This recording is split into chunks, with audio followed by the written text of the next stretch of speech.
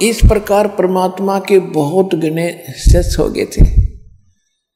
अब कोई वहाँ परमात्मा के दरबार में दुख, जो परमात्मा वहाँ सत्संग करते थे, कहीं खड़े होकर किसी वृक्ष के नीचे बैठ जाते थे, तो वहाँ कोई दुखी आता था, भगवान के दर्शन मात्र से, सत्संग सुनने मात्र से उसको बहुत राहत हो जाती थी। फिर चरणों में गिरते थे, आशीर्वाद लेते थे, बिल्कुल स्वस्थ हो जाते थे, फिर दीक्षा लेते थे। इस प्रकार परमात्मा के 64 लाख शिष्य हो गए थे।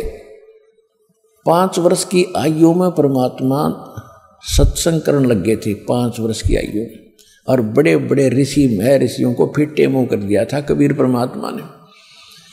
यानी 1398 में मालिक प्रगट हुए थे और यानी 1403 में रामानंद जी, जो वहाँ के प्रकांड विद्वान माने जाते थे, वेदों और गीता के मर्म ज्ञाता प्रसिद्ध थे, उसके छक्के छुड़ा दिए थे। और उसने उनको विवश होना पड़ा था ये कहने के लिए, मैं तुम स्वामी मैं बाल बुद्धि, कर्म भरम कियो नाश, और गरीब दास तुम पूर्ण पुरुष, मेरा हो गया दृढ़ विश्वास।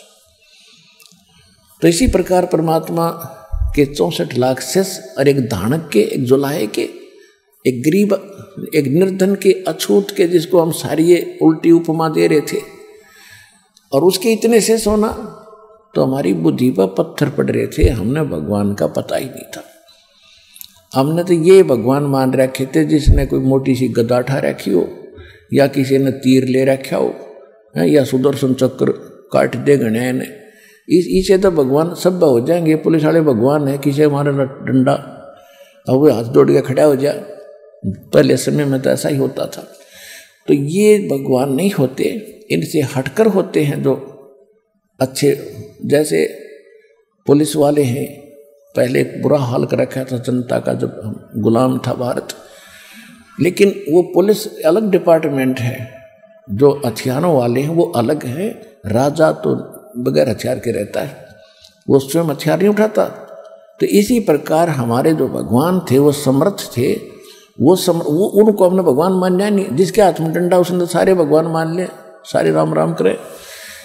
तो कहने का भाव ये है कि हमने पहचान नहीं थी भगवान की, इसलिए ये दाव लगा रहा है नकलियों का। तो सब बहुत से सुखी हुए। परमात्मा के 64 लाख